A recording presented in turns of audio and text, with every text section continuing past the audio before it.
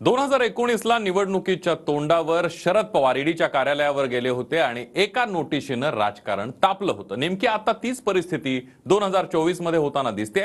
मात्र नोटीस रोहित पवारांना आहे आणि त्यावेळेचे अजित पवार आज सत्तेत आहेत। बघूया एक रिपोर्ट।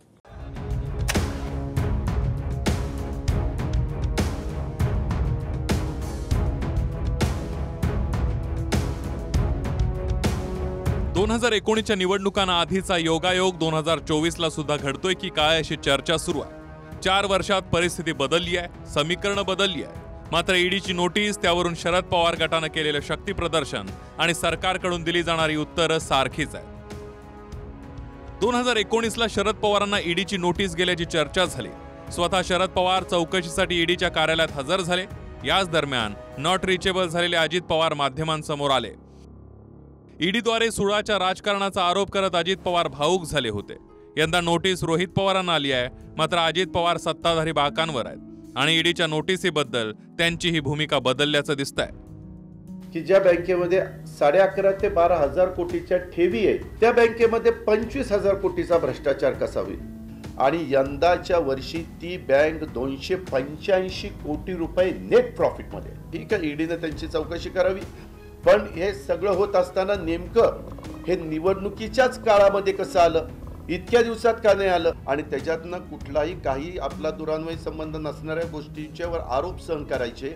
10-11 कोटी लोक पेपर वाचून सोशल मीडियाच्या बातम्या वगैरे बघूनच स्वतःचं मत तयार करतात। माणसं आहेत ना, तुम्हाला जसं तुम्ही तुमच्या क्षेत्रामध्ये काम करत असताना आम्ही पण आमच्या क्षेत्रामध्ये काम करत असताना आम्हाला काही भावना बिवना आहेत का नाही?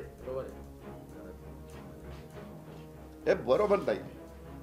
ईडी संस्था ही सेंट्रल गव्हर्नमेंटच्या अंडर येते, त्याच्यामुळं ईडीच्या नोटिसा कुणाला याव्यात। आता मागे मला पण इन्कम टॅक्सच्या नोटिसा आलेल्या होत्या। नोटीस ज्यांच्या काही संस्था असतात, म्हणजे ज्यांना जो अधिकार असतो तो अधिकार ते त्या ठिकाणी अधिकाराचा वापर करत असतात। काही तथ्य असेल तर अडचणीला सामोरं जावं लागतं, तथ्य नसेल तर काही त्याच्यामध्ये अडचणी येत नाही। Bureau report, TV9 Marathi.